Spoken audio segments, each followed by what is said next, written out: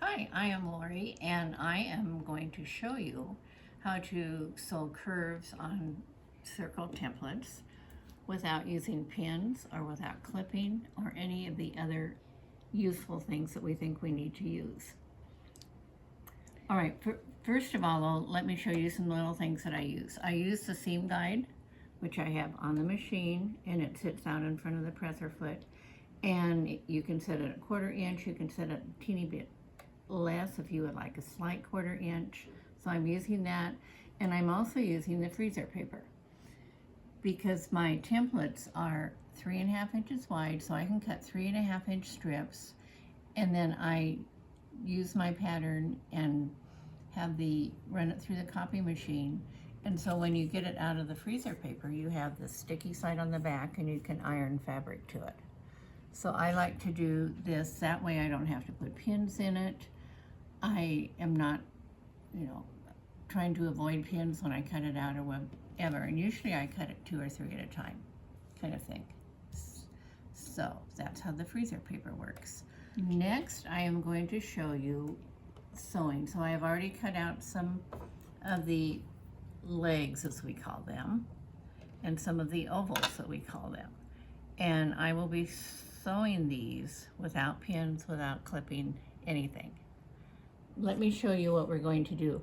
I have gotten the first kind of sewing here, so I will start up here, and you get your little oval part and your leg part, and you want to be sure that you are sewing the 2 roundy parts together, because this does not work.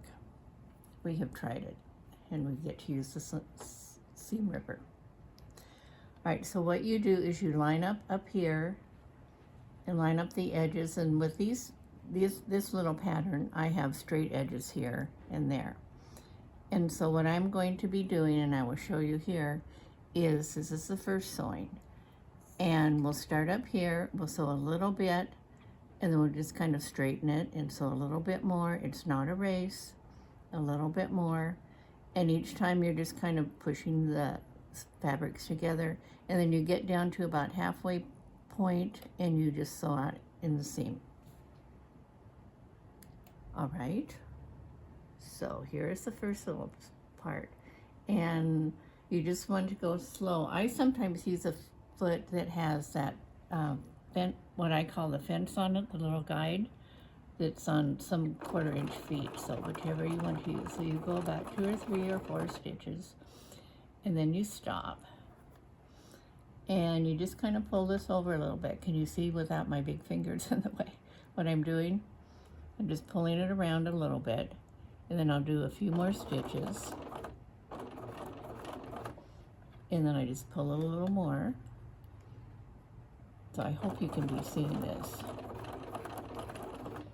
And then stop and just pull a little more. And you're not really tugging on this, but you're just having it kind of tight. And just keep the 1/4 inch. And let's see, we're getting close to the middle, so we will just kind of pull this a little bit more over and then just sew out in the seam. Okay, so we're still doing step number 1. And just do a few little stitches, and then you can probably see a little bit better now from over here. Let's see where I'm just on the edge of the fabric. And then, let's just make that go behind it. Okay, a little bit more. A little bit more.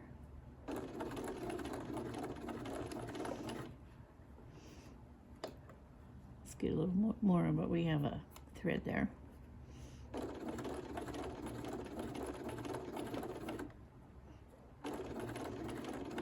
Okay, and it's about in the middle, so off we go into the seam.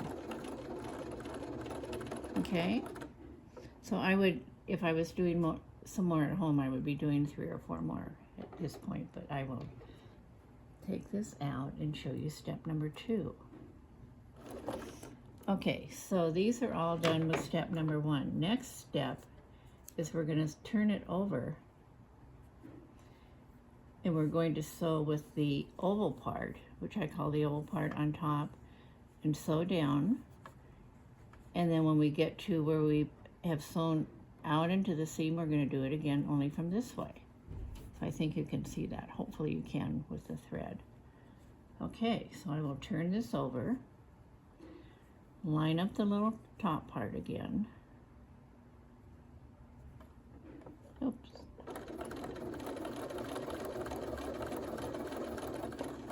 And start again with a 1/4 inch right up there. It slipped away.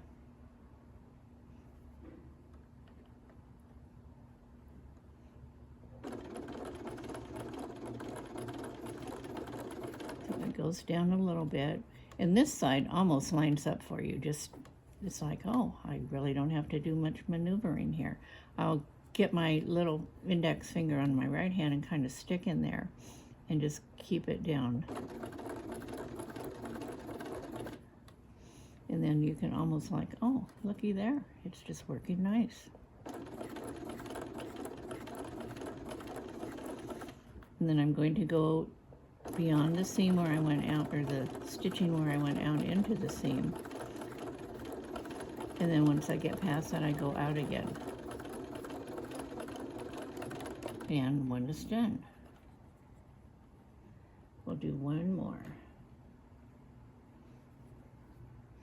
So line up your little edges again.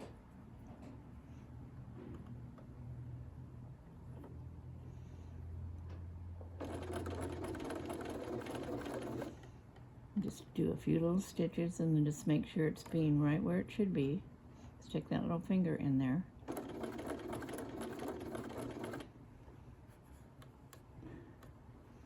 And one more time.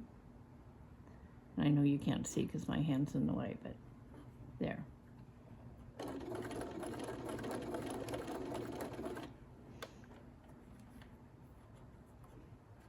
And a little bit more, we'll go past that.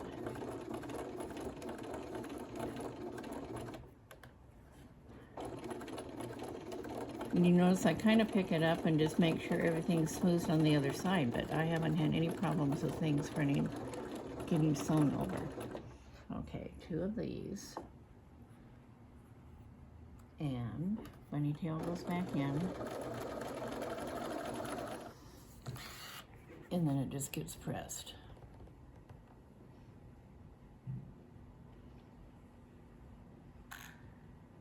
So there would be one. And I lost one. Here it is. Here's the other one.